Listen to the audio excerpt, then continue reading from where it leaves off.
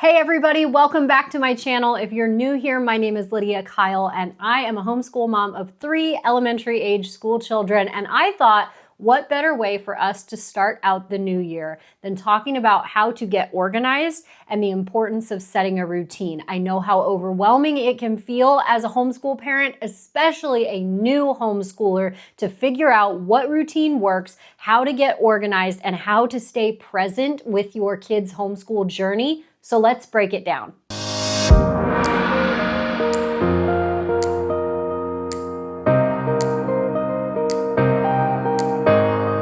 Now, I know that some of y'all who are going to be watching this video are brand new homeschoolers. Maybe you're even just considering homeschool for your family, but there's also going to be some of y'all that have been doing this for a while and you're just kind of wanting to touch in, get a pulse check, see if there's some tips and tricks that would maybe help you in your daily routine and scheduling for homeschooling and preparing for each coming week. So because of that, I've made sure to put time codes in the description of this episode, meaning that you can go down and you can see what each section is about and you can skip around as needed. So feel free to do whatever feels best for you and go to the sections that you feel are most applicable for you. But I will say, I think this entire video is going to be a great discussion on the importance of having a routine set up and what scheduling can look like for you as you are homeschooling your children. This video in particular is going to be mainly how I organize our week, meaning how I go through our curriculum and I set up what we're going to accomplish for the week and how I lay that out, how I decide where we're going to go and how we're going to get there, and what tools and resources I use to make sure that I have that routine. I will say I've had a deeper discussion and a deeper analysis of why I feel that finding a routine and being organized is important for homeschool parents. That's in a podcast episode of mine. I've dropped that podcast episode in the description of this video, so you can find it both for Apple Podcasts and Spotify easily in the description. And in that video, I dive into not only why I decided to start homeschooling, but also why I decided that having a routine and scheduling and making sure that I had a plan for each coming week was vital to my kids' success.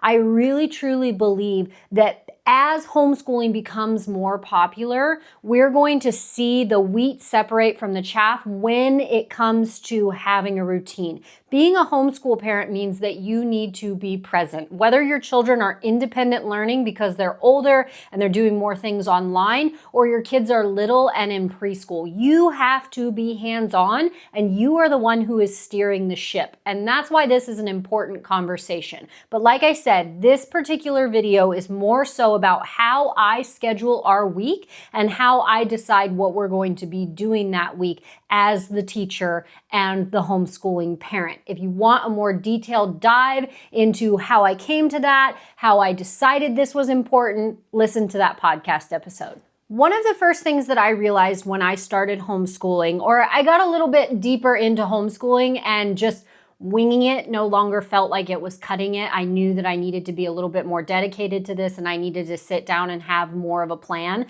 The first thing that I did was get a lesson planner. Now, this isn't specific to homeschool. This is just an Erin Condren lesson planner for teachers. It is very affordable. It's less than $25. Sometimes you can even find it on Amazon for like $14 depending, but this is a great tool to have. You can use whatever kind of planner you want. I just like the way that this is laid out because it is specifically a lesson planner, and that helps me when it comes to planning our weeks. But this has a ton of resources in it.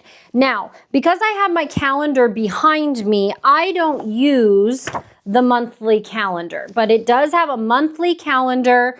It has notes and goals, all the things that you need in a lesson planner, it has. The reason why I like this is why it works well for me, is you have your categories and your days of the week. So you can break down by subject, you could break down by each individual child, you can do it however fits for you, but there's room for you to make a plan and write down what each day is going to look like for each particular child. That's why I chose to do this. I will say, you can find printables like this online for free. I'm just a planner person and I like to have this. So this is the first step of my planning process on Sundays when I sit down. Is the first thing that I do is I sit down with this lesson planner. I go in with my color-coded pens and I make the template for how I'm going to go about our week. So because I have 3 children that are in different age groups,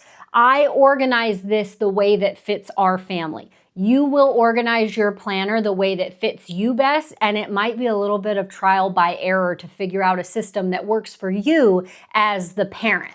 But what I do is I have a child who's doing a 2nd grade curriculum, and that 2nd grade curriculum has 5 subjects. So the 5 subjects go across the top for that student. So we have ELA, we have Bible, we have history and geography, but I just write history. We have math, and we have science.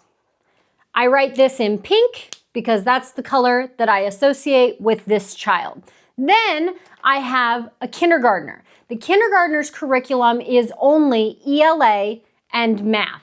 I add some extra things in for that child, but I only give that child 1 column because I can easily write the ELA and the math lessons in that 1 column for each day. The older child, I like to have each subject so we know where we're going. The other way that I do this, or the other reason that I do the 5 subjects, is because every day is different. There are some days where that 2nd grader is maybe not going to make it to doing history.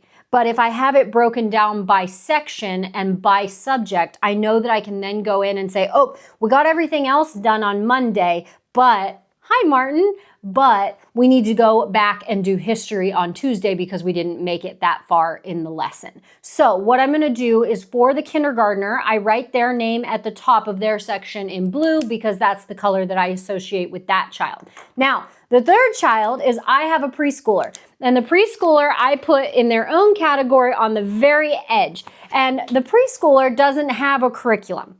The preschooler is kind of doing a free-for-all. Now that doesn't mean that there's not structure, but it means that they're not sitting down with a curriculum. They're gonna sit down with learning tools, they're gonna sit down and learn how to tie their shoes, they're gonna do coloring, they're gonna do counting, and they're gonna use all kinds of learning tools that I've found on Amazon or across different learning platforms or homeschool platforms that I feel like are gonna help them achieve their goals that I have for them. Part of the reason why I don't have a preschool curriculums exist. I just didn't feel that it was necessary for this particular child because the kindergarten curriculum that I have is very attainable and very age appropriate. And it starts them off at a really baseline level. I wouldn't say it starts them off at a lower level, but the way that the curriculum, which I will talk about the curriculum in a section of this video, but the kindergarten curriculum, I feel that that is a great introduction to book learning for a kindergartner. That's why I don't choose to do a preschool curriculum at this time. I feel confident and capable to be able to teach my preschooler the skills that he needs, like writing his name, recognizing his numbers, knowing his alphabet, and doing all of those things. I feel confident in doing that, so I don't feel the need to invest in a curriculum at this time for him. But if you're in a position where you feel like you need a curriculum to help teach your preschooler, there are a lot of really, really great curriculums for preschoolers. I just choose not to use one for my family. So once I have my planner lined out as far as the subjects and each child, then I'm going to go into getting the books out and making a plan for the week. I want to take a quick moment to introduce y'all to the curriculum that I use for my children. This is the Life Pack curriculum from AOP Christian Learning. This is a Bible-based curriculum, but it encompasses 5 subjects and it is amazing. This is the 2nd grade curriculum that I use for my 2nd grader, and she is in different spaces for each subject, and I love it. I chose AOP Christian Learning, specifically the Life Pack curriculum, after searching pretty vigorously. I went to a homeschool convention and I walked around the entire convention looking for the perfect curriculum for our family. I sat down with mentors. I had consultations. I did the whole 9 yards. There were several things that I found discouraging. There were some curriculums that felt very, very overwhelming. They felt inaccessible for young children. They felt very lofty in the sense that there were a lot of things that maybe you didn't actually need, but it was all encompassing, and that didn't feel like a good fit for us. And the other thing that was very discouraging was that they were very expensive. There were some curriculums that were between $1,500 and $2,000 per child, and that's just not necessarily feasible for all of us. And I was getting kind of discouraged, and I felt like there should be something that fits our family. And then I stumbled across the AOP Christian Learning booth, and I was introduced to the LifePak curriculum. Not only is this very, very affordable, even more affordable with the code that I have in the description of this episode that will get you 10% off. This is not a sponsored video. I'm just throwing that out there. Not only is it affordable, it felt so user-friendly to me, and it's also very user-friendly for my children. It starts them out learning about independent learning, but it's very user-friendly for the parent as well, no matter how inexperienced you are. Every single subject comes with a teacher's manual that you can reference, and you could do the lessons entirely from the teacher's manual. If you feel like, listen, I need a detailed roadmap, you have a lesson layout for every single lesson, every single subject in the teacher's manual. But it's so approachable and so easy to use that there's a lot of times I don't feel the need to reference the teacher's manual because we can just pick this up and go. Not only that, these books come in units. So there are 10 units for each subject, which means that your books, you're going to go through them quickly, but these books are easy to take with you. Whether you're going to the library, whether you're going on vacation, whether you're doing school in the car, you can take these books, and if something gets spilled on them, you didn't ruin your entire year of homeschool learning. So that's why I love AOP Christian Learning. That's why I love the LifePak curriculum. There is a link to check these out, and there are free printables. So if you just want to make yourself familiar and you don't want to commit yet, check them out because there are free printables, and they do have several other curriculums, including a totally online learning platform. So be sure to check that out. But now let me show you how I break down the lessons and decide how we're moving forward through the week. So what I'll do is I'll go subject by subject, and we mark everything with a sticky note, and I'll flip to where we left off.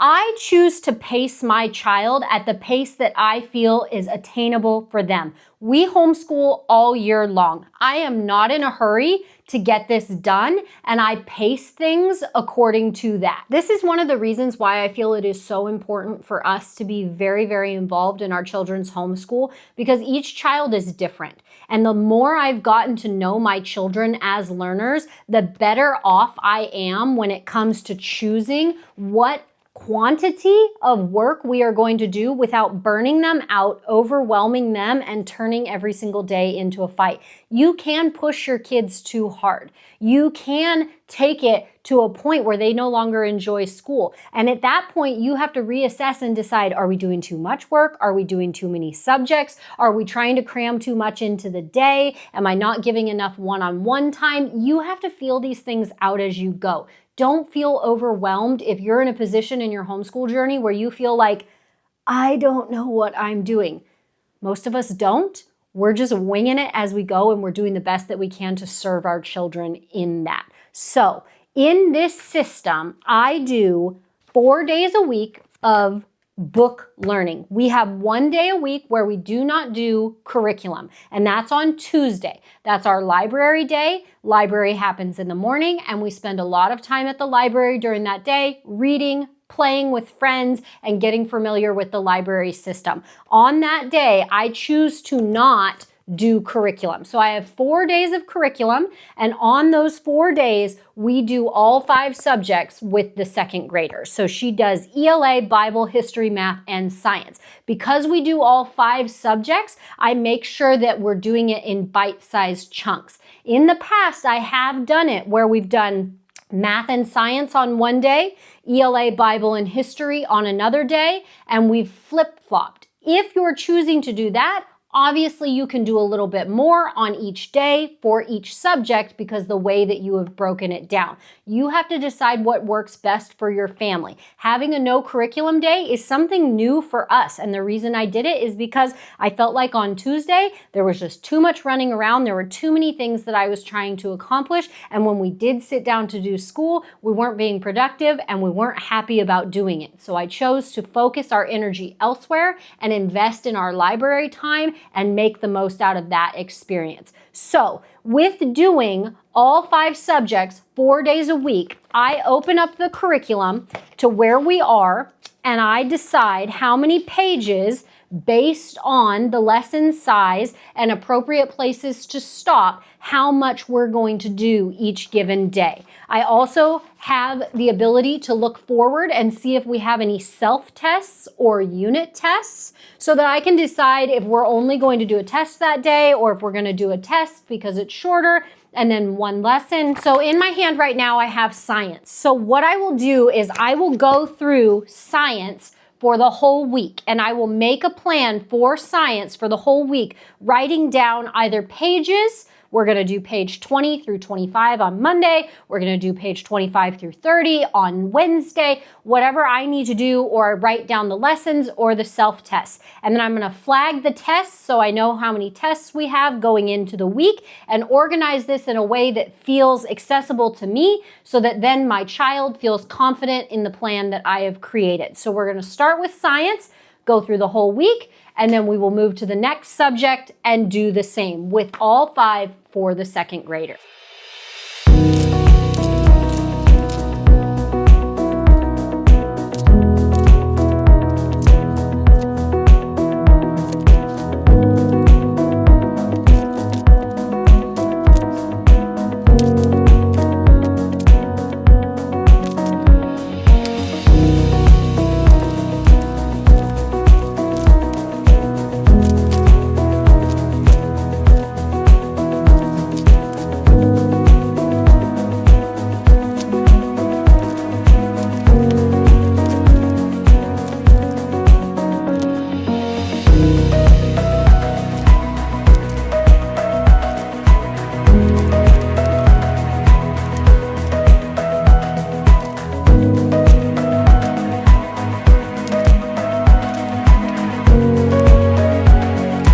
Now, there is a good bit of reading and writing and additional skills and projects in the LifePak curriculum, but I choose to add a few things for my second grader, like she is doing typing. We also do some additional reading. She'll read to one of her younger siblings. We also do reading at night. So I add things in that are in addition to this curriculum, but when I sit down each Sunday and I make this plan, I have a plan for how we are going to move through these books each week. So now that I've gone through all 5 subjects, I have a planner that has laid out where we're going to go and what we're going to accomplish for that second grade curriculum. For my kindergartner, I do a similar process, but the kindergartner only has 2 subjects, math and language arts. And my kindergartner has actually already finished language arts for the entire kindergarten curriculum. We moved through that very, very quickly. So because of that, I have no lessons to plan out of this particular book, and I have been doing additional ELA learning for that child. But what I'll do is I'll do the same thing that I did for the second grader. I'll sit down with this math book, I'll find where we left off, and I will choose the appropriate distance that we're going to go in this book for the week. The other resources that I use for the reading and the writing for this child is we have a phonics book. This is Teach Your Child to Read in 100 Easy Lessons. I love this book. I cannot recommend it enough. Whether you are homeschooling or you have a child who's struggling with phonics and reading, this is an amazing, amazing tool. I have linked it below on my Amazon Homeschool list. You can find it there. It's almost always on sale, and it's typically less than $15, which is an incredible investment. Like I said, it is linked under the tab in the description that says Amazon Homeschool List, and you can find this. So I will choose lessons out of this for us to do for ELA, and then also I use first little readers, and we do reading throughout the week. So this is how I'll make a plan for my kindergartner for the entire week.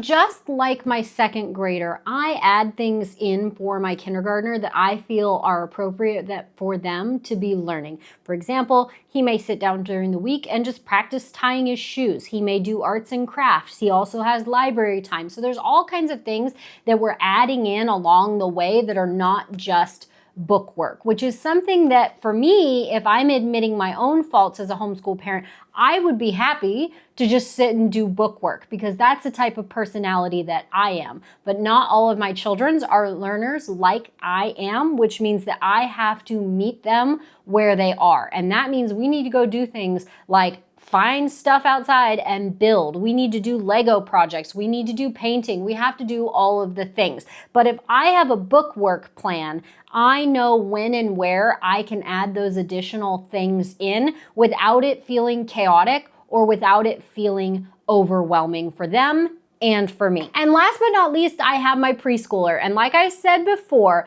my preschooler is on kind of a free-range homeschool diet, which means that he's doing whatever it is that I put in front of him. I have a lot of resources for his age group over here, learning tools, games, all kinds of stuff. He's also learning how to write his name. He's learning how to do letters. He's recognizing his alphabet and the sounds that they make. But for him, I don't have a set in stone schedule. That said, I write down each week the types of things that I would like to focus on with him, whether that's writing his name, tying his shoes, recognizing his colors, coloring within the lines, doing counting, doing very approachable math problems, those types of things. And I just make a list of the skills that I would like to touch base with him to make sure that we accomplish those skills throughout the week. And so it's not necessarily a hard and fast schedule like I have for the older two children,